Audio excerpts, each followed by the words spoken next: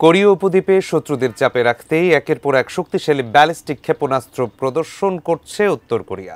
এমন পরিস্থিতিতে পুতিনের মিত্র কিম জং উনের পারমাণবিক হুমকির মুখে দানবীয় এক ক্ষেপণাস্ত্র উন্মোচন করেছে দক্ষিণ কোরিয়া। প্রশ্ন হচ্ছে, কোরীয় উপদ্বীপে এই দানবীয় ক্ষেপণাস্ত্র কি শান্তির কফিনে শেষ পেরেক ঠুকে দেবে? বিস্তারিত জানাচ্ছেন শেখ ফরিদ।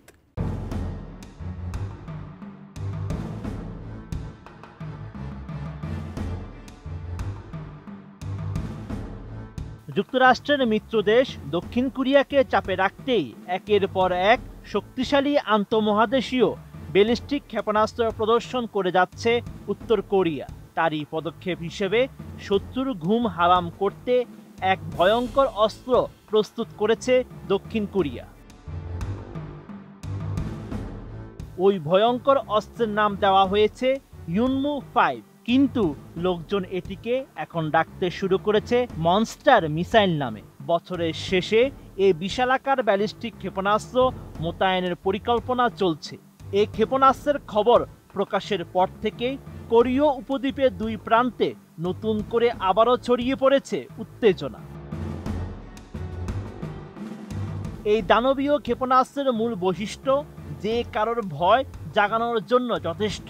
ওজন প্রায় 36 টন, আর এতে বহন করা যায় 8 টন ওজনের ওয়ারহেড, যা মাটির অনেক নিচে থাকা বাংকারও গুড়িয়ে দিতে পারে।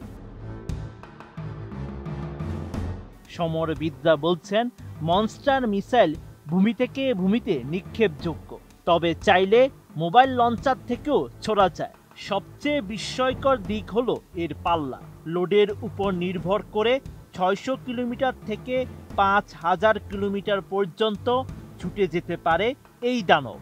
মানে উত্তর কোরিয়ার যে কোনো গোপন বাংকার, এমনকি চীনের কিছু অঞ্চলও এর আওতার বাইরে নয়। সব মশার বিরুদ্ধে সুরক্ষা দিতে এলো বসুন্ধরা এক্সট্রিম অ্যারোসল, মশার বিরুদ্ধে এক্সট্রিম সুরক্ষা। এই প্রকল্পের ধারণা আসে 2010 সালের দিকে, যখন উত্তর কোরিয়ার আক্রমণে দক্ষিণের 50 জনেরও বেশি মানুষ নিহত হয়। তখন থেকে সিউল বুঝেছিল যুক্তরাষ্ট্রের পারমাণবিক ছাতার উপর নির্ভর করে থাকা তাদের জন্য যথেষ্ট নয়।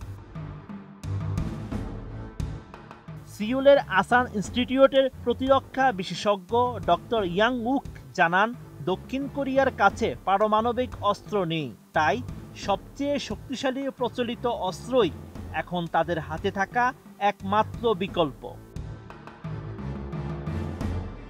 বিশ্লেষকরা বলছেন, পিয়ংইয়ং হয়তো এটিকে তুচ্ছ বলবে, কিন্তু তাদের অন্তরে এটি নিয়ে ভয়টা ঠিকই থেকে যাবে। কারণ এই ক্ষেপণাস্ত্রের লক্ষ্য পারমাণবিক কেন্দ্র নয়, বরং নেতৃত্বের আশ্রয়স্থল, অর্থাৎ কিম জং উনের সম্ভাব্য লুকানোর জায়গাগুলো। এই বাস্তবতায় কোরীয় উপদ্বীপ যেন আবারও ফিরে যাচ্ছে ঠান্ডা যুদ্ধের ছায়ায়। Sheikh Farid, ATN news.